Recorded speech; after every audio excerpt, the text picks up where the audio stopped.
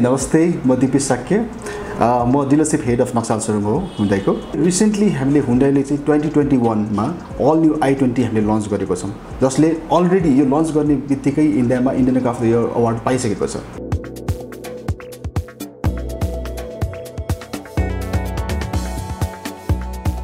i20 को बारेमा कुरा गर्नु पर्दाखेरि i20 धेरै लोकप्रिय गाडी हो फर्स्ट थिङ हैन, किनभने यो गाडी हामीले 2009 बाट लन्च गरे हो गाडी है हुन्डाईले।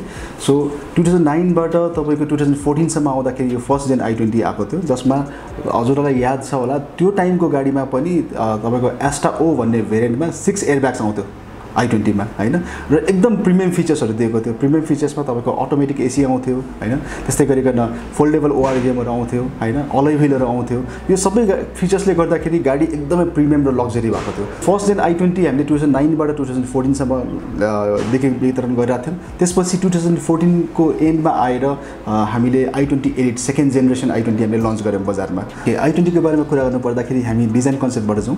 हुन्डाईको डिजाइन कन्सेप्ट स्पोर्ट सेन्सेस स्पोर्टिनेसको हिसाबबाट i20 डिजाइन गरेको छ, जसले गर्दाखेरि गाडी एकदमै एग्रेसिभ र डायनामिक देखिन्छ।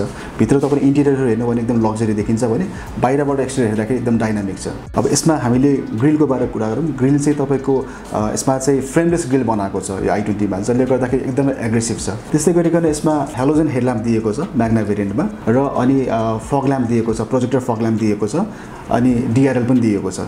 लेफ्ट साइडबाट कुरा गर्दाखेरि तपाईको म्याग्नामा 15 इन्चको व्हील आउँछ र यसको ग्राउन्ड क्लियरेन्स छ 170 mm को ग्राउन्ड क्लियरेन्स छ, जुन नेपालको बाटोमा एकदमै सुहाउँदो छ। नयाँ आएको जुन i20 छ यो चाहिँ पहिलाको i20 सेकेन्ड जेनेरेसन i20 भन्दा 10 mm बेसी छ ओभरअल लेन्थमा, जसले गर्दाखेरि तपाईको लेग स्पेस ठुलो छ हैन, र विड्थमा तपाईको 40 mm बेसी छ, जसले गर्दाखेरि हजुरको पछाडी 3 जना प्यासेन्जर बस्दाखेरि पनि एकदम भनौं न कम्फर्टेबल फिल हुन्छ। हाइटमा ओभरअलमा तपाईको पहिलाको i20 र यो सेम नै छ, केही पनि फरक छैन। व्हील बेसिसमा 10 mm बेसी गरेको भएर चाहिँ गाडीको साइज ठुलो छ, र यसको ट्याङ्क साइज चाहिँ 37 लिटरको छ फ्युल ट्याङ्क साइज। पछाडी जाँदाखेरि हामी बुट स्पेसको कुरा गरौँ। बुट स्पेसमा चाहिँ हाम्रो 311 लिटरको बुट स्पेस दिएको छ, जसले गर्दाखेरि तपाईले आफ्नो लगेजहरु इजिली राख्न सक्नुहुन्छ गाडीमा। र यसमा जी शेपको टेल ल्याम्प दिएको छ। यसमा चाहिँ म्याग्ना स्पोर्ट्स एस्टा डिफरेन्ट भेरिएन्टमा चाहिँ स्पोर्ट्स र स्पोर्ट्स भन्दा माथिको भेरिएन्टमा चाहिँ तपाईको एलईडी टेल ल्याम्प आउँछ जी शेपकोमा, भने अर्कोमा चाहिँ तपाईको एलईडी हुँदैन। i20 म्याग्नामा डिफगर आउँदैन, स्पोर्ट्स देखि मात्र डिफगर आउँछ। स्पोर्ट्समा तपाईको अटोमेटिक कट अफ डिफगर आउँछ, इन्टेलिजेन्ट डिफगर भन्छौँ हामी, जुन चाहिँ सर्टेन टाइम पछि अटोमेटिक कट अफ भइदिन्छ, जसले गर्दाखेरि तपाईको ब्याट्री सेभ हुन्छ। यसमा चाहिँ माथि रियर स्पोइलर पनि दिएको छ, रिभर्स पार्किङ सेन्सर दिएको छ। स्पोर्ट्समा तपाईको क्यामेरा पनि आउँछ, रिभर्स पार्किङ क्यामेरा पनि आउँछ, म्याग्नामा चाहिँ सेन्सर मात्र आउँछ। i20 मा हामीले 1.2 लिटर काप्पा इन्जिन राखेका छौं, जुन एकदम लोकप्रिय छ है। सो यसको पावर 83 PS छ एट 6000 RPM मा, र 11.7 kgm को टर्क दिएको छ, जुन एकदम पावरफुल छ गाडी। यो नयाँ i20 मा तपाईको विन्डसिल्ड हेर्नुहुन्छ भने अगाडिको फ्रन्ट विन्डसिल्ड पनि 50 mm बढाएको छ, जसले गर्दाखेरि विन्डसिल्डको साइज ठुलो छ र भिजिबिलिटी एकदम हाई छ। ओआरभीएम को ग्लास साइज हुन्छ त्यो पनि ठुलो गरेको छ पहिलाको भन्दा, र मोर स्पोर्टी बनाएको छ। सो i20 को ड्राइभर साइडमा हामी आइपुग्दाखेरि हामीले के देख्छौं त भन्दाखेरि यसमा हजुरको मोबाइलको ब्लुटुथ पेयरिङ गर्न सक्नुहुन्छ यसको प्लेयरसँग, सो दैट तपाईले गाडी ड्राइभ गर्दाखेरि कसैको फोन आयो, अर्जेन्ट कलहरु आयो भने तपाईले यहीबाट फोन रिसिभ गर्न सक्नुहुन्छ र रिजेक्ट पनि गर्न सक्नुहुन्छ। i20 मा स्टियरिङ चाहिँ तपाईको टिल्ट स्टियरिङ दिएको छ, तपाईले आफ्नो हाइट अनुसार तलमाथि गर्न सक्नुहुन्छ, र साथसाथै यसमा टेलिस्कोपिक पनि दिएको छ, अगाडि पछाडी पनि गर्न सक्नुहुन्छ, सो दैट तपाईलाई कम्फर्टेबल हुन्छ गाडी ड्राइभ गर्दाखेरि। यसमा स्टियरिङ माउन्टेड कन्ट्रोल छ, हजुरले गीत सुन्दाखेरि यसमा भोल्युम यसबाट तपाईले अप डाउन गर्न मिल्छ हैन, आफूले चाहेको हिसाबले, र म्युट पनि गर्न मिल्छ, र पावर विन्डोज दिएको छ। ड्राइभर साइडबाट तपाईले अगाडि पछाडी र चारैवटा ऐना चाहिँ तपाईले तलमाथि गर्न सक्नुहुन्छ। यसमा एसी दिएको छ, तपाईले आफ्नो टेम्परेचर मिलाउन सक्नुहुन्छ यसमा, फ्यान स्पिड बढाएर घटाएर हैन। र स्पोर्ट्स भेरिएन्टमा चाहिँ तपाईको अटोमेटिक एसी आउँछ भने म्याग्नामा चाहिँ अटोमेटिक एसी हुँदैन। त्यस्तै गरिकन ग्लोभ बक्सको कुरा गर्नु पर्दाखेरि यसमा कुल ग्लोभ बक्स दिएको छ। एसी अन गरेर यहाँ तपाईले यो नब खोल्दिनु भयो भने त्यहाँ चिसो आइराख्छ।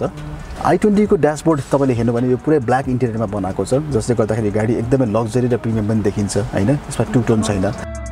यसमा तपाईको USB पोर्ट पनि दिएको छ, जसले गर्दा तपाईले पेन ड्राइभहरु युज गरेर हजुरले आफुलाई चाहेको गीतहरु तपाईले सुन्न सक्नुहुन्छ। त्यस्तै गरिकन चार्जिङ पोर्ट पनि दिएको छ 12 भोल्टको, तपाईले मजाले मोबाइलहरु चार्ज गर्न सक्नुहुन्छ। लङ वेमा हाइवेमा तपाईले ड्राइभ गर्दाखेरि तपाईको हात यसरी रिल्याक्स वेमा तपाईले ड्राइभ गर्न सक्नुहुन्छ, जसले गर्दा तपाईलाई अलिकति टायर्ड फिल चाहिँ हुँदैन। यसमा गियरबक्स तपाईको 5 स्पिड म्यानुअल ट्रान्समिसनको गियरबक्स दिएको छ। तपाईले मोबाइल इजिली तपाईले यहाँ राख्न सक्नुहुन्छ हैन। सो सेफ्टी फिचर्सको कुरा गर्नु पर्दाखेरि i20 मा डुअल एयरब्याग दिएको छ, दुईटा एयरब्याग अगाडि फ्रन्टमा तपाईको ड्राइभर साइड र प्यासेन्जर साइडमा दुईटा एयरब्याग दिएको छ। त्यसै गरिकन ABS छ यसमा र EBD पनि छ। पछाडि पनि तपाईको रियर AC भेन्ट दिएको छ जसले गर्दाखेरि हामी ड्राइभ गर्दाखेरि पछाडि बस्ने प्यासेन्जरलाई पनि राम्रो वेमा चाहिँ तपाईले एयर सर्कुलेसन पाउनुहुन्छ र चिसो पाउनुहुन्छ AC को। i20 हामीले बजारमा 6 वटा डिफ्रेन्ट कलरमा हामीले उपलब्ध गराएका छौं, जसमध्ये typhoon silver, steady night, titan grey, metallic copper, fire red र पोलर व्हाइट छन्। ह्याचब्याकमा बस्दाखेरि पनि सेडानमा बसेको जस्तो फिल होस् हैन, त्यो स्पेस खोज्ने कस्टमर्सहरुलाई चाहिँ हामीले टार्गेट गरेको छ।